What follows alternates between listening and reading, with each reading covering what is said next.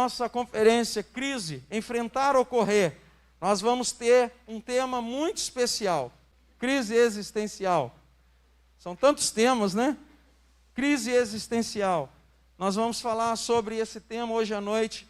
São temas muito relevantes e situações que têm acontecido no dia a dia. São temas atuais que nós estamos trazendo porque é a realidade de muitas pessoas.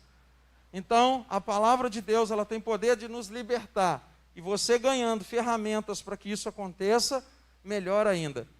Tá bom? Então, fique bem à vontade para receber a palavra de Deus. Quem vai ministrar para o teu coração hoje é uma irmã muito abençoada, né? Uma das ministras da palavra do Senhor aqui de nossa igreja, uma das nossas líderes também, Ana Cláudia. Que Deus abençoe sua vida, que Deus possa ministrar o coração desse povo através de você. Amém. Como a gente sempre fala aqui, né? Quebra tudo. Amém. Amém? Em nome de Jesus. Deus abençoe. Amém. Paz, igreja.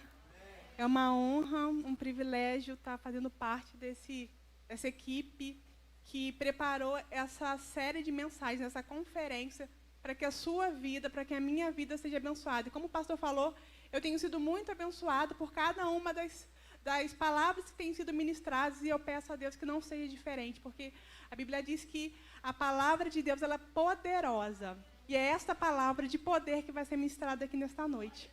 E eu quero já, falando com você, nós falamos aqui alguns temas, né? A conferência já tratou de alguns temas, tratou sobre a crise familiar, tratou sobre a crise ministerial, a crise financeira, foi Jorge quem ministrou, semana passada, Geni também esteve aqui ministrando sobre a crise psicológica, e hoje vai ser a crise existencial. E talvez você não saiba muito bem, crise existencial, o que é isso? O que é essa palavra? Bem, existência. Existencial vem da palavra existência, que significa, tem um sinônimo de vida. Então, a crise existencial é quando uma pessoa está em crise com ela mesma, é uma crise interior. Ela já não sabe qual é o sentido da vida dela, já não sabe o que ela vai fazer da vida. E hoje nós vamos tratar sobre isso, e eu quero pedir que você abra a sua Bíblia no livro de 1 Reis, capítulo 19, versículos do 1 ao 4. Nós vamos, pela luz da Bíblia, nós vamos falar sobre a crise existencial, nós vamos falar sobre essa crise que tem afligido muitas pessoas. Mas, em nome de Jesus, nós vamos sair daqui alimentados com ferramentas que vão edificar a nossa vida. 1 Reis 19, 1, 4. A Bíblia é a palavra de Deus, ela é viva e eficaz. E é o manual que nós temos para viver. É ela a nossa bússola que guia nossas vidas. E como diria Billy Graham, a Bíblia é mais atual do que o jornal que vai sair amanhã. Então, aqui você pode confiar que há a palavra de vida para você. Vamos ler em nome de Jesus? 1 Reis 19, do 1 ao 4, diz assim. Ora, Acabe contou a Jezabel tudo o que Elias tinha feito e como tinha matado todos aqueles profetas à espada. Por isso, Jezabel mandou um mensageiro a Elias para dizer-lhe que os deuses me castiguem com todo rigor, se amanhã, nesta hora, eu não fizer com a sua vida o que você fez com a deles. Elias teve medo e fugiu para salvar a sua vida. Em Berseba de Judá, ele deixou o seu servo e entrou no deserto caminhando um dia. Entrou no deserto caminhando um dia. Chegou a um pé de giesta, sentou-se debaixo dele e orou, pedindo a morte. Já tive o bastante, Senhor. Tira a minha vida. Não sou melhor do que os meus antepassados. Amém. Até aqui pode se assentar. Então, como eu falei para você, a crise existencial é um momento de questionamento sobre o sentido da vida. É quando, assim como Elias começa a pensar, a minha vida não tem mais valor, eu não tenho mais esperança, eu não tenho mais futuro. E essa crise pode atingir desde jovens até pessoas de mais idade, porque ela não tem momento para chegar, ela pode atingir qualquer pessoa. E Elias foi um profeta que viveu no Antigo Testamento. Ele viveu na época do reinado do rei Acabe. E nós conhecemos um pouco da história do profeta Elias. Ele foi um homem que tinha muita intimidade com Deus. Ele viveu e, através dele, Deus fez muitos milagres. Nós vemos no livro de 1º e 2º Reis várias vezes em que Deus falou com Elias, em que Elias escutou a voz de Deus, em que Deus deu direção a Elias, em que Deus cuidou de Elias. Mas quando a gente leu esses versículos aqui de 1º Reis, a gente está falando de um homem que estava fragilizado, um homem que estava angustiado, um homem que parecia ter perdido a razão de viver. Então, essa é uma das primeiras lições que a gente tira sobre a crise existencial à luz da Bíblia. Pessoas boas também podem sofrer. Pessoas que já viveram milagres, pessoas que já viveram um momento no seu ministério de sentir a presença de Deus de forma muito real, em algum momento da sua vida podem passar a questionar qual é o sentido da minha vida. O que eu vou fazer da minha vida? Eu já não vejo mais solução para os meus problemas, a não ser a morte. E era isso que Elias estava pensando, ele estava questionando qual era o sentido da vida. Aquele profeta tão usado por Deus, que tinha vivido tantos milagres, não vinha mais sentido para viver. E eu queria começar lendo com você Tiago 5, 17 e 18. Tiago 5, 17 e 18. Elias era humano como nós. Ele orou fervorosamente para que não chovesse, e não choveu sobre a terra durante 3 anos e meio. Orou outra vez, e o céu enviou chuva, e a terra produziu os seus frutos. Tiago deixa claro aqui que Elias era humano. Ele era de verdade, ele era de carne e osso. Alguém pega, por favor? Ele era de carne e osso. Obrigada, pastor. Elias era de carne e osso, e ele, apesar de ter vivido tantos milagres, ele sofreu. E eu quero até fazer um parêntese quanto a isso. Aqui, Tiago estava falando sobre a oração, o poder da oração. E ele deixa aqui claro que Elias, um homem de carne e osso como eu e você, orou, e o céu fechou durante 3 anos, e não houve chuva. E depois, novamente, Elias orou, e houve chuva.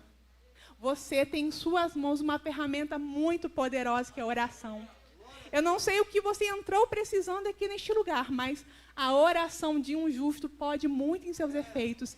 Então, não deixe essa ferramenta abandonada. Ore, está difícil, ore. Há um milagre que só Deus pode fazer, ore. Ore o tempo todo e ore sem cessar. A Bíblia diz, orai sem cessar. Assim como Elias, nós que somos de carne e osso, nós temos em nossas mãos uma ferramenta poderosa, que é a oração. Mas, voltando aqui para esse dia mal de Elias, a gente percebe que Elias, um homem muito usado por Deus, ele sofreu, porque ele era de carne e osso. E a Bíblia conta história de homens de carne e osso. A Bíblia conta história de super-heróis, mas pessoas como eu e você, que acreditaram no poder de Deus e venceram. Então, nessa noite, se você acreditar no poder de Deus, acreditar nesta palavra, você vai vencer a crise que você está passando, independente de qual ela seja. Então, como eu disse, à luz da Bíblia, nós vamos tratar da crise existencial e 3 aspectos vão ser tratados aqui: a dor, a cura e o recomeço.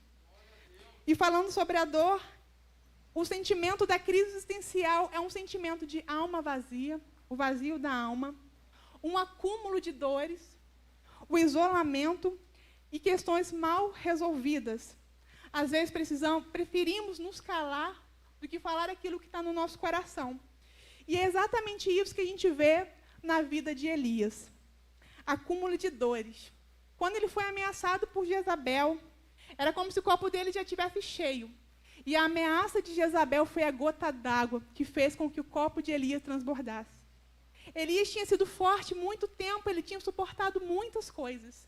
Ele tinha suportado a seca, ele tinha suportado a escassez, ele tinha enfrentado Acabe com uma mensagem muito dura, e ele tinha enfrentado 450 profetas de Baal. Olha como Elias tinha sido forte. E uma gota d'água, um acúmulo de dores fez com que Elias entrasse numa depressão profunda, com que ele começasse a questionar e entrasse numa crise. Porque, às vezes, acontece comigo e com você, a gente é forte durante muito tempo. A vida exige que sejamos fortes. O dia a dia é uma luta tremenda. Então, você vai vencendo dia após dia. E quando você se recupera, já é uma outra luta. E quando você acha que você está de pé de novo, já vem uma outra coisa para tentar te abater. E se você não se esvaziar das suas dores, E se você não pedir socorro ao Pai, acontece como Elias, de repente parece que alguns vão dizer, poxa, mas foi de uma hora para outra, ele estava tão bem, como ele caiu numa depressão? É porque talvez ninguém sabia, mas lá no coração havia um acúmulo de dores, havia um acúmulo de problemas. Então, não se cale. A Bíblia diz que as misericórdias do Senhor se renovam a cada dia.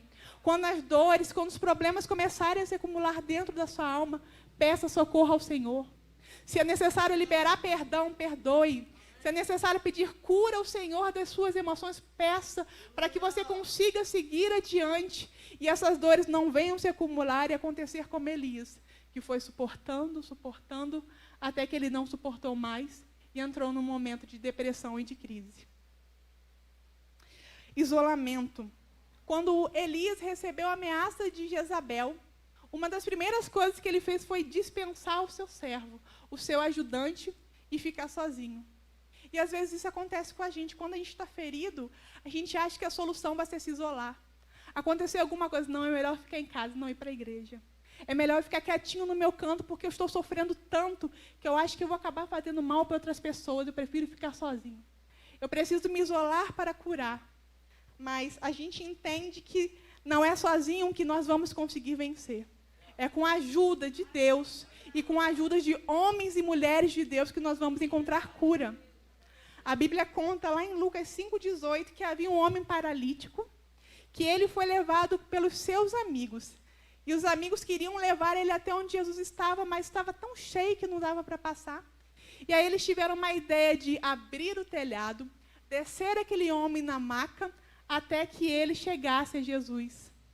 Muitas vezes você não vai ter forças para andar. Muitas vezes você não vai ter força para caminhar.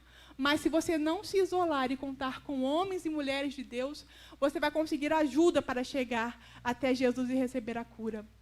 Isolar não é a solução. Se afastar das pessoas que te amam não é a solução. Elias se afastou do seu ajudante no momento que ele estava mais frágil. Então, se você está em algum desses estágios de crise psicológica, talvez você esteja em casa, agora neste momento, porque você acha que é melhor você ficar em casa do que vir na igreja enquanto a sua dor não é curada. Saiba que você precisa estar no meio do povo. Você precisa estar em contato com outras pessoas que te levem para perto de Deus, que te levem para perto de Jesus, porque é em Jesus que você vai encontrar cura. Elias só encontrou cura quando ele esteve perto de Deus. Então, conte com as pessoas que podem te ajudar. Conte com os seus amigos, contem com o seu pastor. Eu conto muito com o Geni, com o pastor. Então, conte com as pessoas, com seus líderes espirituais, com seus amigos espirituais, com sua família espiritual. Não se isole, mas procure estar perto daqueles que podem te levar para perto de Deus e de Jesus. Amém? Glória a Deus. Deixa eu me organizar aqui, caiu tudo aquela hora. Questões mal resolvidas. Como eu tinha falado, Elias tinha muitas questões mal resolvidas dentro dele e ele preferiu se calar ao invés de falar. A gente vê que Elias chateou por muitas coisas. O povo estava adorando outros deuses, os profetas estavam sendo mortos, ele estava sendo perseguido, ele se sentia sozinho. A gente vê que ele tinha muitas dores, mas até aquele momento ele não falou nada. Quando ele fugiu, quando ele saiu para aquele deserto, ele não falou nada com o moço, ele só sentou e se isolou e orou a Deus pedindo a morte. Ele não falou qual era a causa do pedido. Porque se realmente Elias quisesse morrer, ele tinha ficado onde Jezabel estava. Não é verdade? Porque ela queria matar, ele queria morrer, então estava fácil. Não era isso muito mais fácil? Então, por que ele foge? Porque muitas vezes, quando nós estamos sentindo dores, quando nós estamos sofrendo, nós falamos aquilo que aparentemente vai nos trazer a saída e a solução. Para Elias, a solução era morrer, mas ele não queria morrer, porque se ele quisesse, ele tinha ficado onde Jezabel estava. Então, o que era necessário Elias fazer? Era necessário que ele falasse. E muitas vezes a gente não pede socorro, a gente não pede ajuda. Às vezes tem algo nos fazendo mal, nos ferindo, e nós nos calamos. E nós não expressamos aquilo que está nos fazendo sofrer e definhar e morrer dia após dia. Eu não acredito em coincidências, eu acredito que Jesus é o dono do tempo e dono de todas as coisas. E nós estamos no primeiro domingo de setembro. E para quem não sabe, há uma campanha no Brasil do Setembro Amarelo, que trata sobre a depressão e o suicídio. É uma campanha de valorização da vida. E a depressão é conhecida por muitos como uma doença silenciosa, porque as pessoas vão se calando e elas não falam aquilo que elas estão sentindo. Elas vão guardando para si e vão adoecendo e vão morrendo. E pouco a pouco, aquela dor vai crescendo dentro do coração delas. Então, eu não sei se você já está num quadro avançado de crise que beira a depressão, mas o que eu tenho para te dizer é o que a Bíblia diz. Fale. Fale aquilo que está doendo no seu coração para que esse mal não cresça. Porque a depressão muitas vezes faz com que a gente ache que ninguém vai querer nos ouvir, ninguém vai poder nos ajudar. Mas há ajuda para você que está em casa e que não consegue conversar com ninguém. Se você acha que não tem ninguém para você desabafar, na tela agora aparece um número de contato e nós queremos te ajudar. Ligue para nós, mande uma mensagem via WhatsApp, porque se não há ninguém que possa te ouvir, nós queremos te ouvir e de alguma forma nós queremos te ajudar. Nós, como Igreja de Nazaremos, abrimos as nossas portas, abrimos nosso coração para ouvir você e cuidar de você. E um exemplo para nós de muitas coisas é Davi. Ele é um exemplo de adoração, ele é um exemplo de entrega ao Senhor, e ele é um exemplo de uma pessoa que não se calava quando doía. A gente vê vários e vários salmos de Davi dizendo: Senhor, tenha misericórdia, Pai, me ajude. E eu quero ler com você o Salmo 86, versículo do 3 ao 7. Salmo 86, versículos 3 ao 7. Misericórdia, Senhor, pois clamo a Ti sem cessar. Alegra o coração do Teu servo, pois a Ti, Senhor, eleva a minha alma. Tu és bondoso e perdoador, Senhor, rico em graça para com todos os que Te invocam. Escuta a minha oração, Senhor, atenta para a minha súplica. No dia da minha angústia, clamarei a Ti, pois Tu me responderás. No dia da sua angústia, clame ao Senhor. Fale alto mesmo, pegue um salmo. Fale em voz alta. Está doendo, leia a palavra de Deus. Fale para o Senhor aquilo que está doendo no seu coração, mas não te cales. Nós precisamos, como Igreja do Senhor, ser agentes de cura para as vidas, porque pode existir perto de você alguém que precisa conversar. Você talvez não tenha solução para o problema, mas você pode ser o ombro amigo que vai ajudar essa pessoa. Deixe que a pessoa desabafe, que fale com você. Seja um desses amigos como o do paralítico, que aproximou a pessoa de Jesus. Seja um bom ouvinte, não para julgar, mas para ajudar estas pessoas. Amém? Eu queria falar também aqui, como nós percebemos, depressão, e como nós sabemos, né? Já é clinicamente comprovado que depressão não é frescura, não é uma escolha da pessoa. E vendo a vida de Elias, a gente vê que depressão não é falta de Deus. Porque Elias é um exemplo de um homem que tinha uma vida de intimidade com Deus, mas ele passou por um momento de depressão. Nós, então, vemos que qualquer pessoa pode passar por depressão. E os jovens também podem ter crises e podem passar por depressão. Muitas vezes a gente minimiza a dor do jovem pensando, mas ele não tem nem do que reclamar. Ele está aí de barriga cheia, não tem que trabalhar, a conta está paga, a roupa está lavada. Muitas vezes a gente minimiza a dor do outro porque ela não está na nossa pele. Então, se você vê algum jovem sofrendo de depressão ou numa crise profunda, ajude. Ele é jovem, ele é forte, ele é novo, mas ele também é frágil e também precisa de ajuda. Os jovens têm uma forma muito mais intensa de ver a vida. Tudo para o jovem é mais intenso. Ele quer ser aceito pela sociedade, ele quer vencer, ele quer conquistar. Ele tem no coração dele um anseio muito grande de vencer, de ser alguém, de ser aceito pelos seus amigos. Então, muitas vezes, isso causa no jovem uma crise. Quando ele não se reconhece como alguém de valor na sociedade, ele também pode entrar em crise. E ele também precisa de ajuda. Ou então, uma outra situação que acontece muito. Jovens que começam a se sentir desanimados, fracos. E talvez se você perguntar, Ele mesmo não sabe o motivo da sua fraqueza, do seu desânimo. Talvez olhando para ele mesmo, para a vida dele, ele diga: eu sei que eu sou amado pelos meus pais, eu sei que Deus me ama, eu sei de tudo isso, mas eu não consigo não me sentir mal, eu não consigo não me sentir desanimado, eu não consigo não me sentir frágil, porque muitas vezes há no coração um vazio. E o que eu quero dizer para você, jovem, que sente um vazio na sua alma, que está aqui ou que está nos assistindo, há no seu coração um vazio do tamanho de Deus. Deus quer preencher o seu coração com a presença dele. E a Bíblia diz que há no coração do homem um anseio pela eternidade. E nada vai saciar esse desejo, nada vai saciar essa sede que não seja Deus. E tem uma frase de Richard Sibbes, que ele é um teólogo inglês do século XVI, ele disse assim: todas as coisas terrenas são como água salgada, fazem aumentar ainda mais a sede e não satisfazem. E o que é que Jesus disse? Eu sou a fonte, eu sou a água da vida. Aquele que vier a mim nunca mais terá sede. Ele quer saciar a sede que há no seu coração. Ele quer saciar este vazio que ninguém, que não é celular, que não é roupa, que não é nada, que não é pessoa, não é namorado, não é amigo. Nada pode preencher um coração vazio. Somente Deus pode preencher o vazio da alma. E Ele nos ama.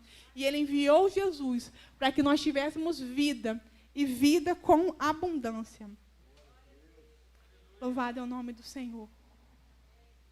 E Deus, assim como Ele fez com Elias, Ele conhece a fragilidade do nosso coração.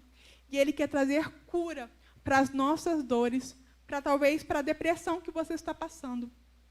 E como eu falei, Ele enviou Jesus para nos dar vida, e vida com abundância. Mas o que é uma vida abundante?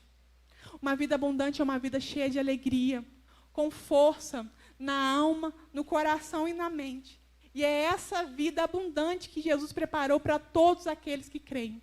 Se você crê em Jesus, Ele quer proporcionar a você uma vida abundante de alegria, de paz, de satisfação, que somente Ele pode dar. O segundo aspecto da crise existencial é a cura. A crise existencial é caracterizada por alguns pensamentos. E eu quero destacar 3, e à luz da Bíblia, nós vamos encontrar resposta para esses 3 pensamentos. O primeiro pensamento é a falta de esperança no futuro. Uma pessoa que está numa crise existencial, ela pensa: não vai melhorar, eu tenho certeza. E agora, passando pela essa crise, pela pandemia, a gente ouve muitas pessoas dizendo: será que vai melhorar? Eu acho que não. Eu acho que mesmo que passe essa pandemia, vai piorar. A economia vai piorar, a escola vai piorar, tudo no mundo vai piorar depois dessa pandemia. Uma pessoa numa crise existencial, ela acha que as coisas só vão piorar, ela não vê esperança no futuro. E eu quero compartilhar com você uma dessas frases. Está lá no livro de Jó, capítulo 6, versículo 11. Jó também foi um homem de Deus. A Bíblia começa dizendo como Jó era reto e íntegro. E o próprio Deus deu testemunho sobre a vida de Jó. Mas mesmo assim, com todos os problemas e adversidades que apareceram, ele também entrou numa crise.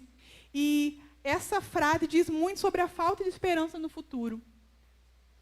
Que esperança posso ter se já não tenho forças? Como ter paciência se não tenho futuro? Uma pessoa numa crise existencial, ela diz isso: eu não acredito em futuro. Por mais que as pessoas digam que há um futuro, que o amanhã virá. A Bíblia diz que o choro dura uma noite, mas a alegria vem no amanhecer, mas eu não acredito, porque eu já chorei muito, a alegria não chegou. A pessoa perde totalmente a expectativa de um futuro. Mas existe uma resposta para essa frase, para essa crise. Jeremias 29, 11. Deus é certeiro em dar essa resposta para a gente. Porque sou eu quem conheço os planos que eu tenho para vocês, diz o Senhor, planos de fazê-los prosperar e não de lhes causar dano, planos de dar-lhes esperança e um futuro. Quando eu estava meditando na palavra e fazendo esboço desse sermão, o Espírito Santo me lembrou exatamente dessas palavras de Jeremias. Eu disse: Senhor, é certeiro a tua palavra.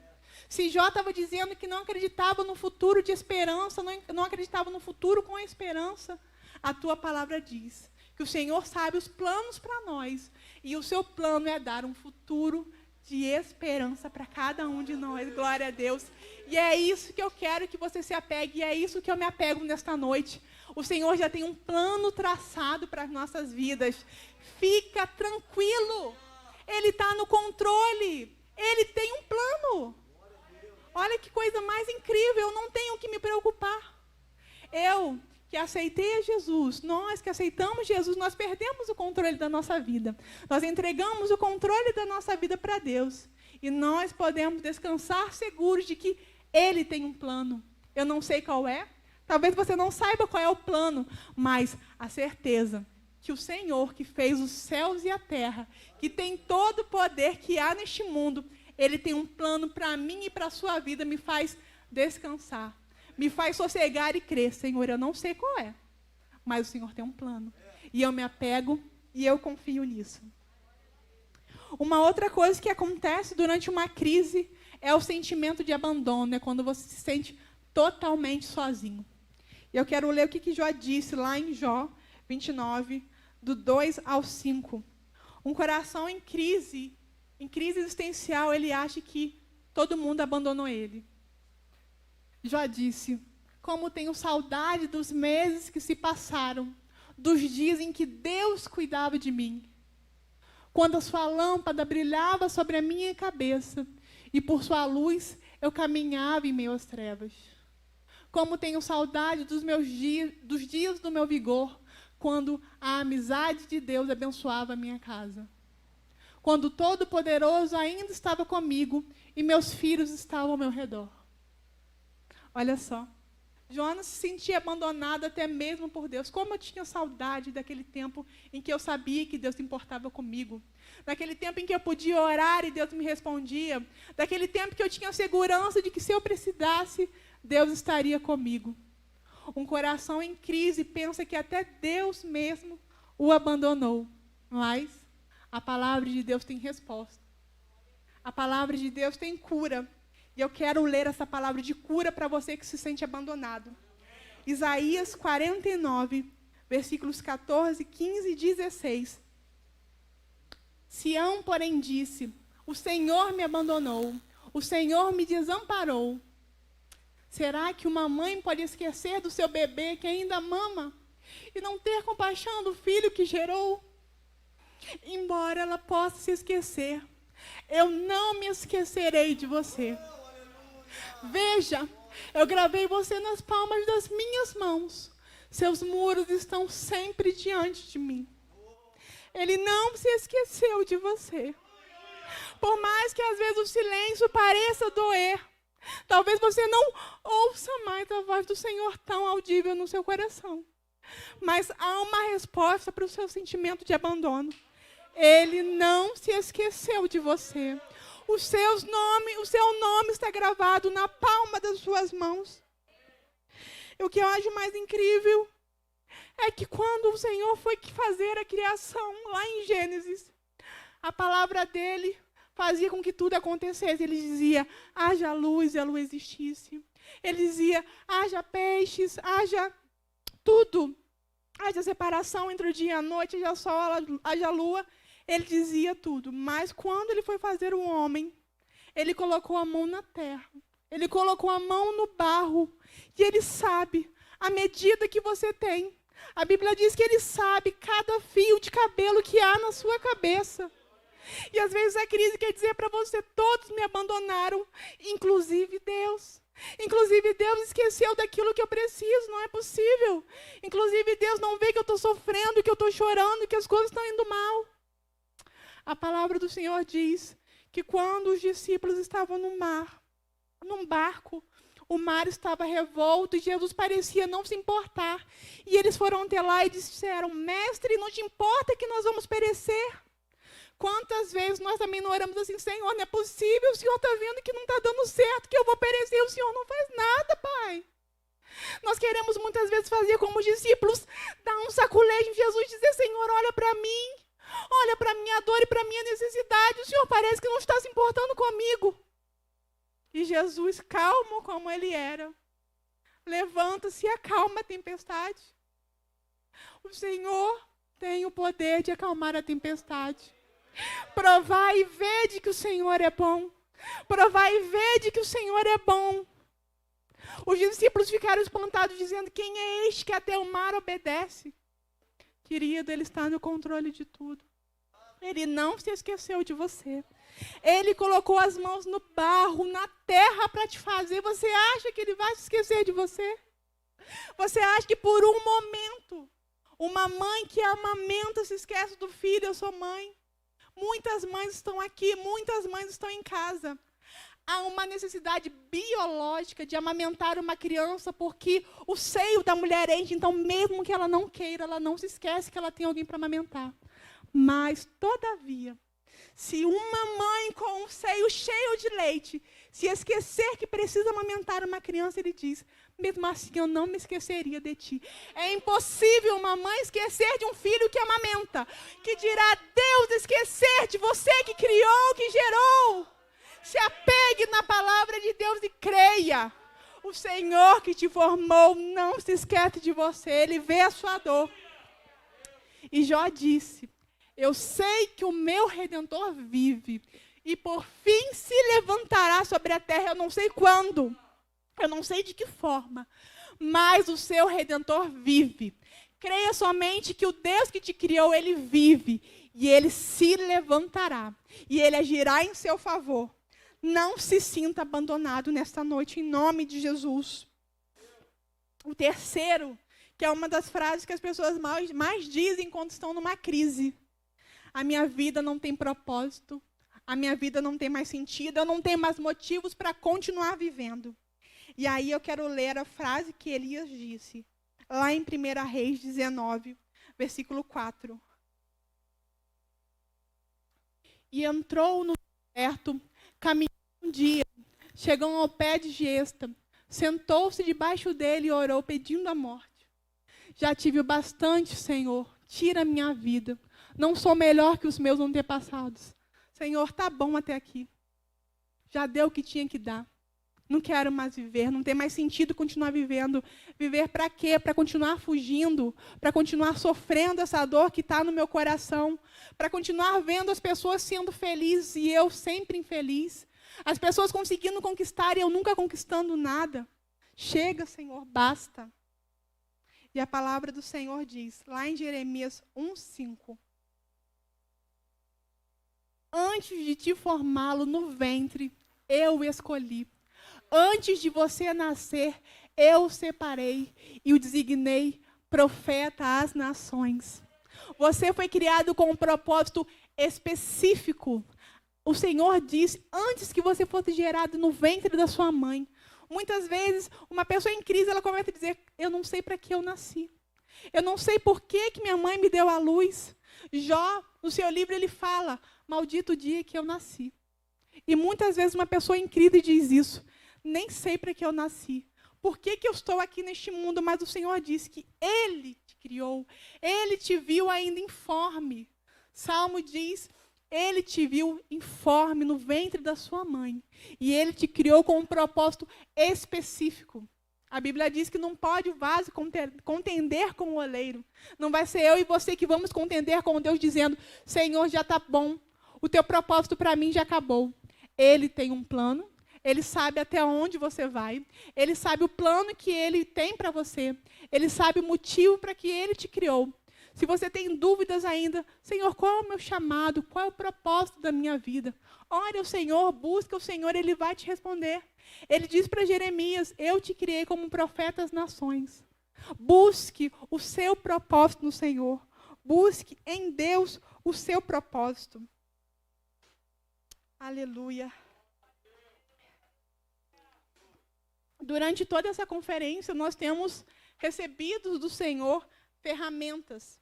Porque talvez você não esteja passando por um momento de crise, por um momento de dificuldade. E eu glorifico a Deus se você não está passando por nenhuma dessas crises. Louvado seja o nome do Senhor. Mas a Bíblia diz que a tempestade chegou na casa. Haviam duas casas que sofreram uma tempestade. Uma tempestade a tempestade chegou tanto para a casa que estava sobre a rocha, quanto para a casa que estava sobre a areia. A tempestade pode chegar no momento da sua vida que você menos espera, mas o que vai fazer a diferença é em quem você está alicerçado. Se é na palavra de Deus, assim como Elias, você vai conseguir sobreviver às tempestades e às adversidades da vida. E nós chegamos à parte, então, do recomeço. Elias era um homem que conhecia a Deus. Ele falava com Deus, ele ouvia a Deus constantemente. O Senhor disse em 1 Reis 19, 15, 14. 15, 14 e 16. Porque o nosso Deus, ele é especialista em recomeço.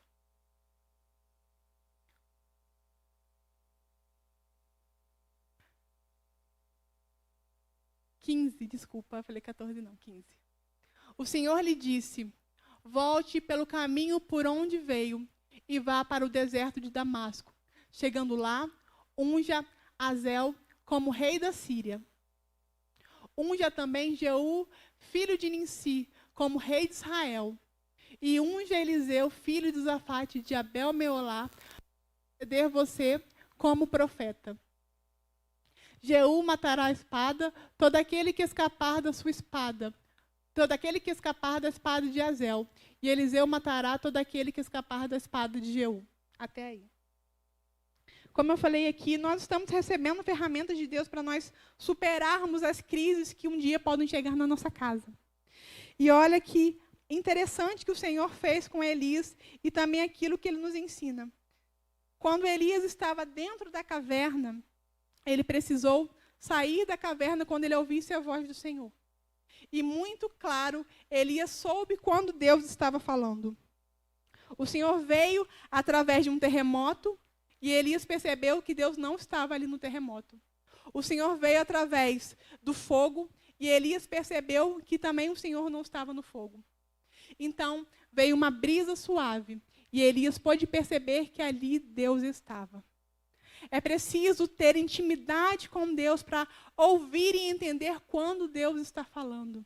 E Elias tinha essa intimidade com Deus. Por isso que eu disse que a tempestade vem tanto para a casa construída sobre a rocha, como para a casa construída sobre a areia. O que determina se vamos permanecer de pé diante das dificuldades e a crise é o lugar em que nós estamos alicerçados. Nós precisamos estar alicerçados no Senhor.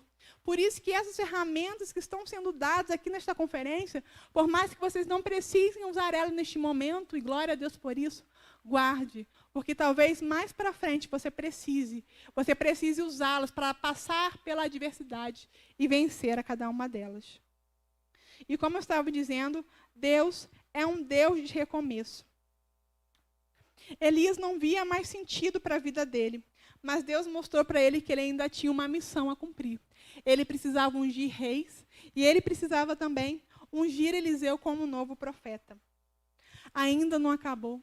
Eu não sei se você acha que até agora o que você viveu já é o bastante, que você não precisa viver mais nada. Mas a palavra do Senhor para você diz, ainda não acabou.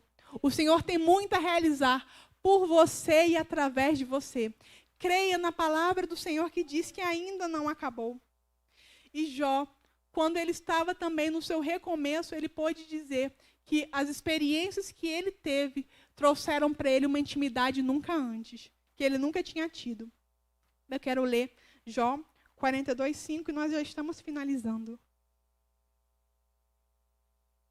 Meus ouvidos já tinham ouvido falar a teu respeito, mas agora os meus olhos te viram. Assim como Elias, que já tinha ouvido a voz de Deus, Jó deu um passo a mais na intimidade que ele tinha com Deus, porque a sua adversidade, a sua crise, o trouxe ainda para mais perto de Deus. Use talvez essa crise que você está passando para se aproximar ainda mais de Deus, superar essa crise e dizer, eu estou mais próximo do Senhor. Eu estou vendo o Senhor como nunca antes. Antes eu ouvia falar dos milagres, antes eu ouvia falar de enfrentar a crise psicológica, mas agora eu sei como é.